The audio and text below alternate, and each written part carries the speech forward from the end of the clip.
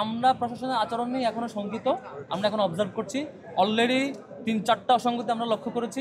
Concern থানার উপর এখনো ব্যবস্থা নেয়নি। আমি জানি না প্রশাসন কতটুকু সক্ষমতা পরিচয় দিবে, তবে প্রশাসনের প্রতি অনুরোধ করব, বুথের 100 মিটারের মধ্যে যেখানে লাইনে দাঁড়ানো হচ্ছে নির্বাচনের সেন্টার, ভোটিং সেন্টার, সেখানে 100 মিটারের মধ্যে লিফলেট বিতরণ বা এই ধরনের ক্যাম্পেইন সেগুলো নিষেধাজ্ঞা ছিল। আমরা দেখছি ছাত্র দলের দিক থেকে একদম লাইনে এসে এসে ক্যাম্পেইন করা, লিফলেট দেওয়া, বিভিন্ন কাগজ দেওয়া, এই ধরনের অব্যাহতভাবে প্রত্যেকটা সেন্টারে ঘটেছে। আমরা কনসার্ন জানানোর পরও সেটা এখনো থামানো হয় নাই। এভাবে এগুলো আচরণবিধির লঙ্ঘন এবং যারা লাইনে দাঁড়াচ্ছে তাদের জন্য একটি বিরক্তির কারণে বটে।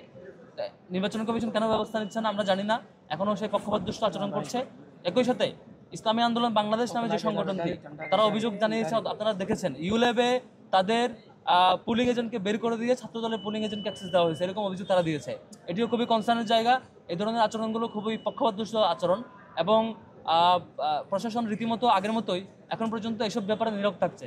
ছাত্রদলের ব্যাপারে কনসার্ন জানানোর পরও ইমিডিয়েট যে অ্যাকশন নেওয়ার কথা ছিল সেটি না নিয়ে এখনও নীরব ভূমিকা, খুবই দুঃখজনক।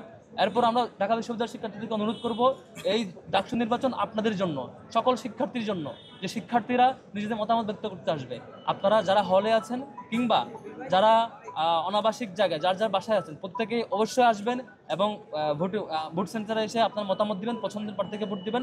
এই ডাকসু নির্বাচনে আমরা যেমন করে পরিবেশ দেখাবো, যে অন্যায়ের বিরুদ্ধে প্রতিবিরোধ গড়ে তুলে আমাদের মতামত ব্যক্ত করার প্র্যাকটিসটা দেখাবো, বাংলাদেশ সে পথে এগাবে।